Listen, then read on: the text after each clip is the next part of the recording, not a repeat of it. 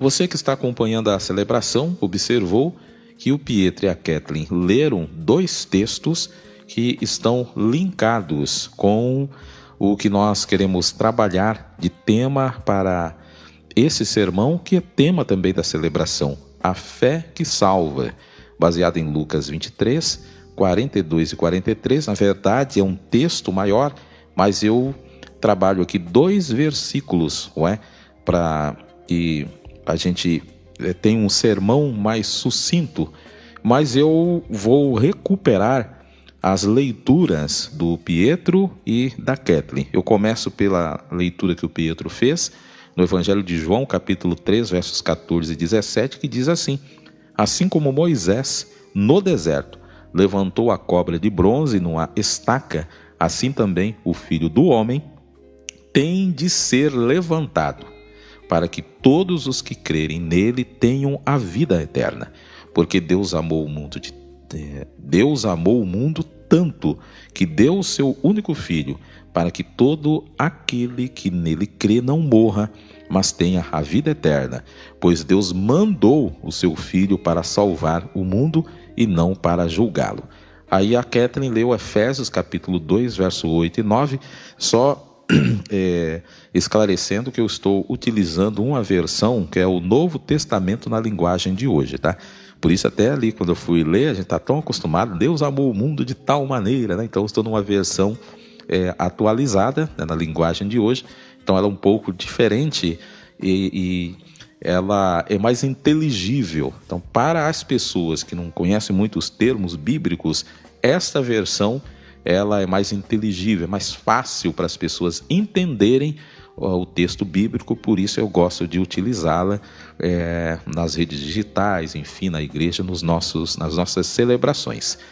Efésios 2, 8, 9, que diz assim: pois pela graça de Deus vocês são salvos por meio da fé. Isso não vem de vocês, mas é um presente dado por Deus. A salvação não é o resultado dos esforços de vocês, portanto, ninguém pode se orgulhar de tê-la. Olha que coisa magnífica.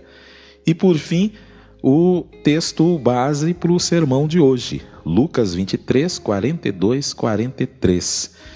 Então disse Jesus: lembre-se de mim quando o Senhor... Então disse, né? Aqui uma interlocução, né, que está havendo entre Jesus e uma pessoa. Aí a pessoa diz para Jesus: então disse Jesus, lembre-se de mim quando o Senhor vier como rei. Jesus respondeu: eu afirmo a você que isto é verdade. Hoje você estará comigo no paraíso.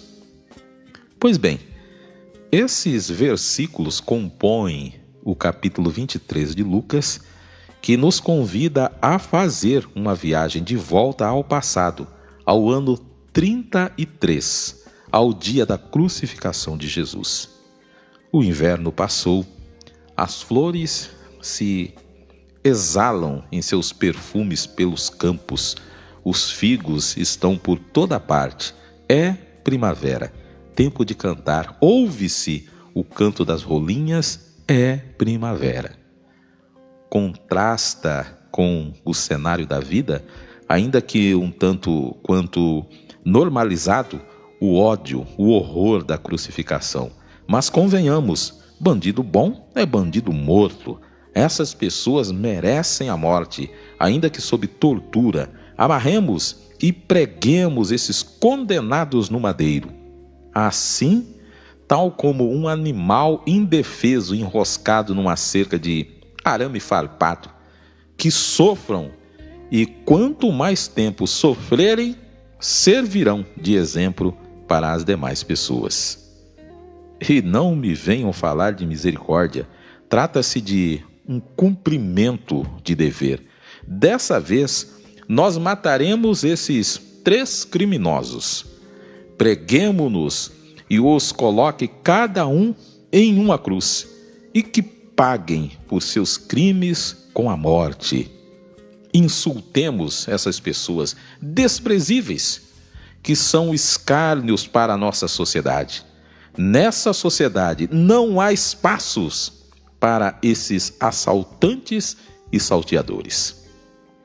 Essa é uma narrativa do que aconteceu naquele dia do ano 33. No entanto, foi surreal, único. Aquele ato inquisitório mudou completamente o curso da história nessa e na outra vida. Até então, as pessoas eram crucificadas, morriam com o peso do pecado em si e sobre si, conforme ocorrido com um dos ladrões.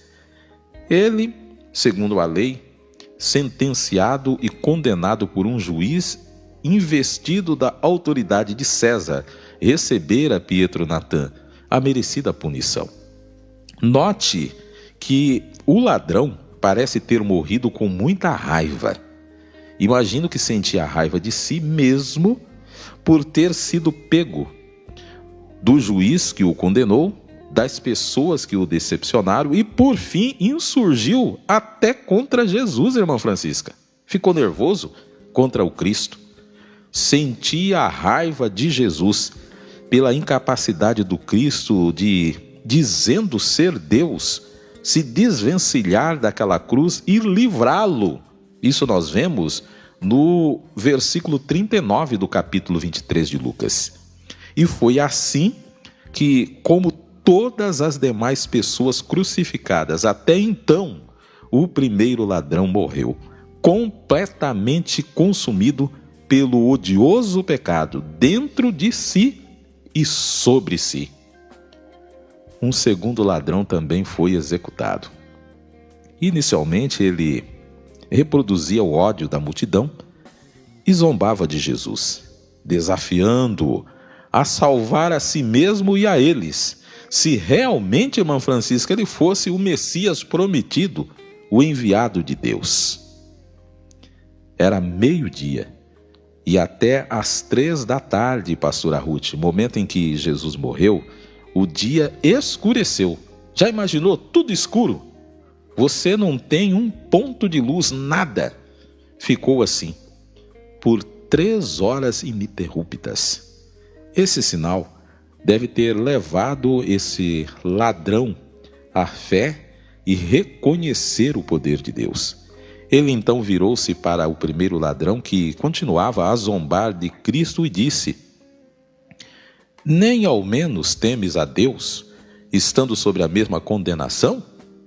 Nós, na verdade, recebemos o que merecemos, mas esse aí é o Cristo, nenhum mal fez. E clamou: Jesus, lembra-te de mim quando vires como rei. Jesus lhe respondeu, Kathleen Sofia: em verdade te digo que hoje estarás comigo no paraíso. Aleluia! Que maravilha! Que evangelho! Mensagem objetiva, irmã Francisca, que nos garante o perdão e a vida eterna por meio da fé em Jesus. A fé em Cristo, e somente a fé, determina o nosso destino eterno. O segundo ladrão morreu como pecador, mas sem o peso, sem a culpa do pecado sobre si. Jesus retirou a culpa dele e as levou sobre si e carregou os pecados de todas nós. Quem sabe você está sentenciada à morte, a morrer como o primeiro ladrão, com os pecados em si e sobre si, sem paz, com raiva de si mesma, das pessoas próximas e até de Deus. O que eu tenho a lhe dizer é que Deus é sensível à nossa fé, à minha fé, à sua fé. Por isso, reavalie a sua vida e tenha fé. Jesus sacrificou-se para nos livrar da morte eterna, para me livrar da morte eterna, para livrar você da morte eterna. Querido Deus, Eu louvo o teu nome e te glorifico. Te agradeço por esta palavra, te agradeço por esse culto, te agradeço por essa bênção maravilhosa que nós temos. Nós não tínhamos a certeza da salvação, não tínhamos essa bênção, não tínhamos essa vitória, mas agora nós temos. E por isso nós somos gratos a Ti. Por isso nós teremos a oportunidade de participar nesse instante da ceia do Senhor, a ceia que Tu instituíste para que a gente fizesse em memória de todos esses atos, conforme nós descrevemos nesse sermão. Nós vamos memorar esse ato tão terrível, mas que nos trouxe a vitória. O ato que Tu contemplaste todas as nossas dificuldades e disse: está consumado. E a consumação que se deu não é a consumação da morte, mas da vida, a vida eterna. Portanto, eu quero pedir a Tua bênção, pedir a Tua graça. No nome de Jesus, abençoa essas pessoas que nos acompanham, que verão essa celebração, qualquer dia que seja, qualquer momento que seja bênção para a vida dessas pessoas. As pessoas nominadas já no início da celebração, que nós apresentamos os problemas, as dificuldades de cada uma delas. Coloca as Tuas mãos de poder e todas quantas necessitam, nos acompanham nesse momento. Que receba a Tua bênção, a Tua graça, no nome de Jesus. Amém.